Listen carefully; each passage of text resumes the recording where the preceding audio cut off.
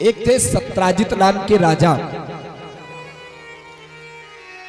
सत्राजित नाम के राजा थे और उनकी एक बेटी थी जिसका नाम था सत्यभामा। जो सत्राजित था इसने सूर्य भगवान को प्रसन्न करके एक मणि प्राप्त की थी और उस मणि का चमत्कार था कि जब ये अपने कंठ में धारण करके चलता था तो ऐसा लगता था, इतना तेजवान इसका शरीर था उस मणि के प्रभाव से कि अच्छे अच्छे लोग आनंदित हो जाते थे इसको देख करके। तो एक दिन सत्राजित राजा भगवान द्वारिकाधीश से मिलने द्वारिका आया। तो जब ये आने लगा तो सारे द्वारिकावासी बोले, भैया आज स्वयं सूर्य भगवान आ रहे हैं। भगवान ने कहा, ये सूर्य नारायण नहीं है,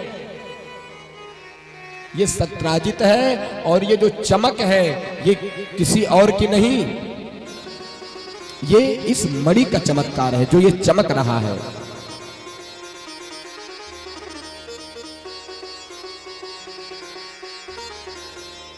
तो जब सत्राजित आया और भगवान से मिला और भगवान से मिल करके जब जाने लगा तो द्वारिका वासियों ने कहा, राजा अगर आप बुरा ना माने तो हम आपसे एक बात कहें। बोले कहो।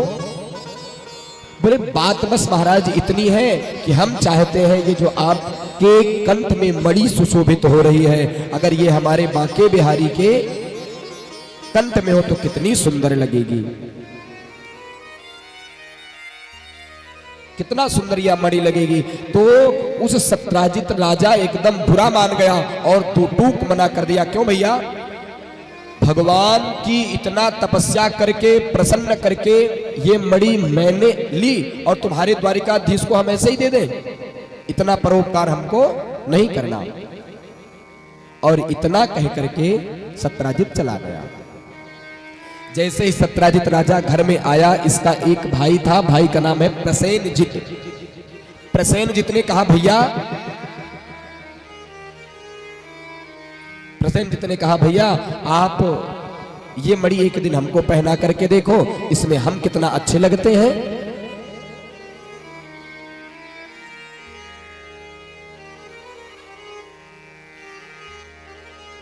इतना कहते ही प्रसेनजित को सत्राजित ने वह मणि दे दी और प्रसेनजित मणि को धारण करके जंगल में शिकार खेलने के लिए गया। शिकार खेलते खेलते दूर निकल गया। एक शेर सिंह ने इस पर आक्रमण किया और उस आक्रमण में प्रसेनजित मारा गया और शेर कौतुकवश वह मणि को अपने मुंह में दबाए भाग गया। उधर जब भागा तो रास्ते में उस सिंह से मिल गए जामवंत जी, रामादल वाले। जामवंत जी ने देखा कि ये इतनी सुंदर मणि, तो जामवंत जी ने आक्रमण किया और उस आक्रमण में जामवंत जी ने सिंह को हरा दिया। सिंह का मुंह फाड़ करके उसका प्राणांत कर दिया और वह दिव्य मणि लेकर के आए और अपनी गुफा में अपनी बेटी जाम्बवती को प्रदान कर दिया। उस मणि को बड़े प्रसन्न हो गए महाराज। उसकी जो बेटी थी बड़ी प्रसन्न हो गई, वाह बड़ी कृपा करी महाराज आपने। और यह बात अब कान कान में फैलने लगी। सत्राजित ने कहा, निश्चित रूप से मेरा भाई जब से मणि लेकर के गया है तब से आया नहीं, हो या ना हो मुझे तो पूर्ण विश्वास है कि मणि पे नजर द्वारिका वासियों की थी, इसलिए मुझे लगता है कि मेरे भाई को मौका पाते ही मार दिया और उस मणि का हरण कर लिया।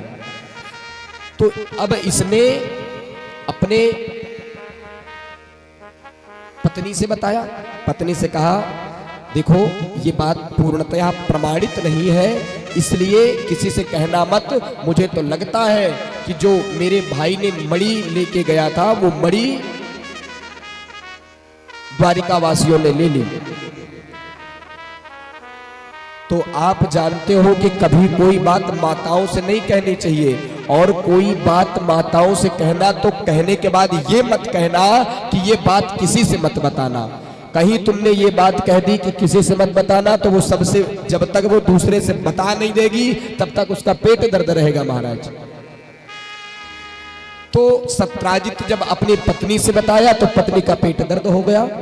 अब कितनी दिन बेचारी पचा के रखती, अपनी एक दिन जब ज्यादा पेट दर्द हुआ तो अपनी सहेली के पास पहुंच गई। अरे बहना, ये बात मैंने किसी दूसरे को नहीं बताया और तुम मेरी अंतरंग सहेली है, अब तोते मैं कहा छिपाऊं, परंतु कृपा एक करियो कि काऊते कहियो मत। वह देवी ने कही, जैसे तू ना कही वैसे मऊ ना कहूंगी। इसने बताया कि देखो, द्वारिका में द्वारिकाधीश बने बैठे हैं और चोरी सिर्फ एक मणि के लिए। मेरे देवर जी गए शिकार खेलने के लिए और मेरे देवर जी को देखते ही द्वारिकावासी मार दिए और मणि ले लिए।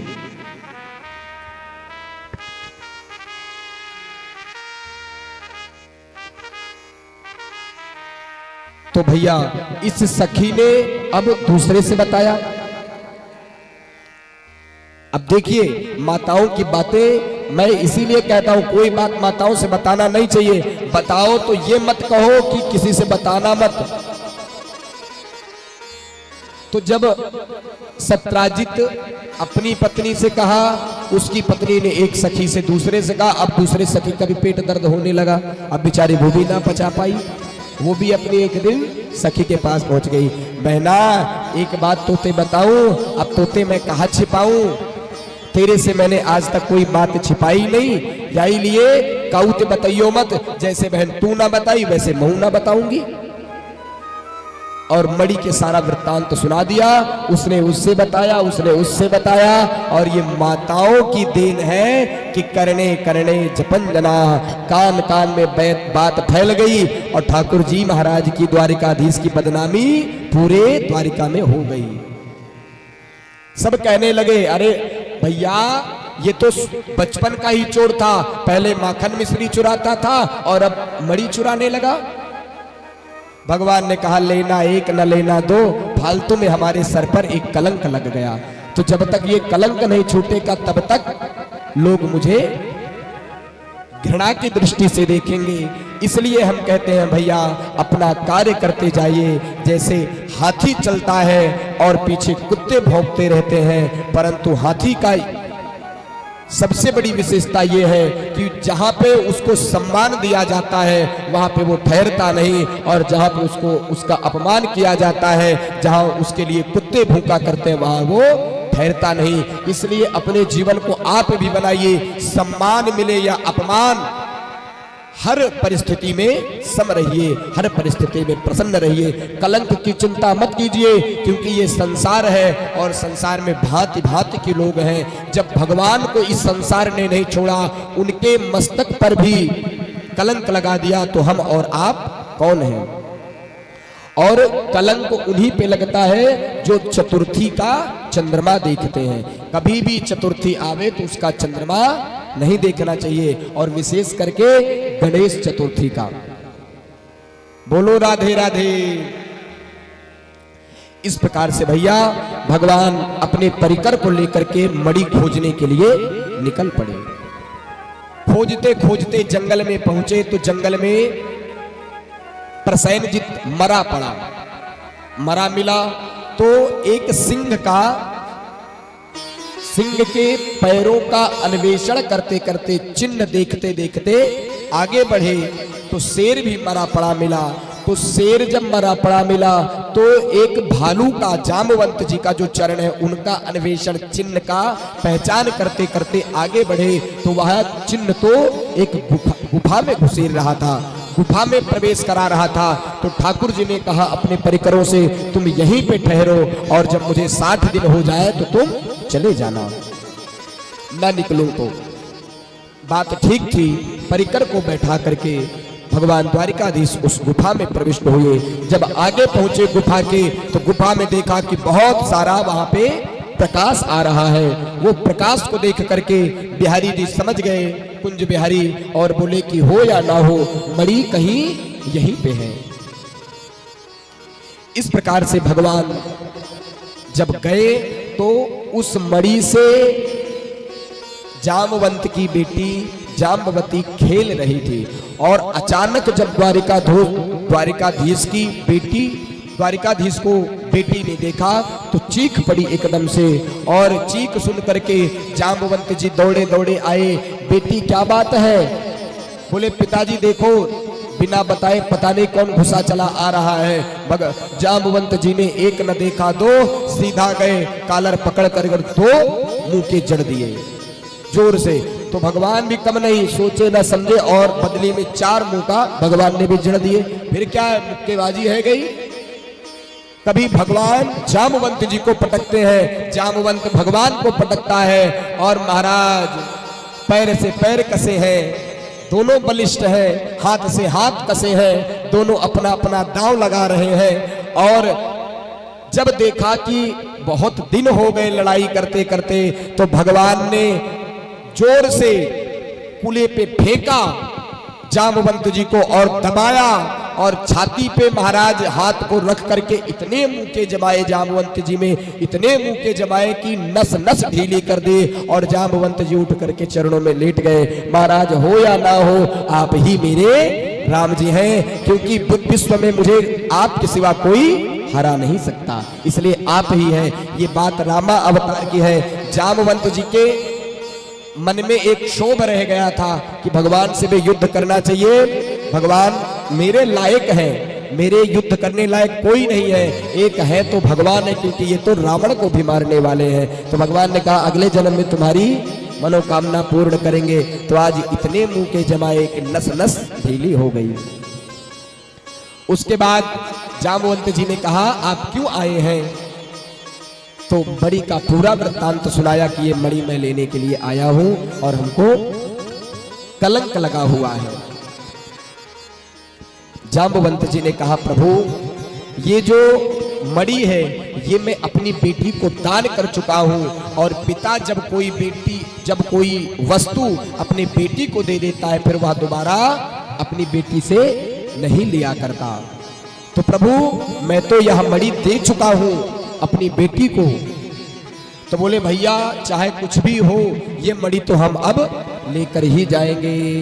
जाम्बवंत जी ने कहा महाराज अगर आप कहे तो मेरे पास एक समाधान है, एक मेरे पास सुंदर सी प्रक्रिया है, कहे तो बताओ। बोले हाँ बताओ।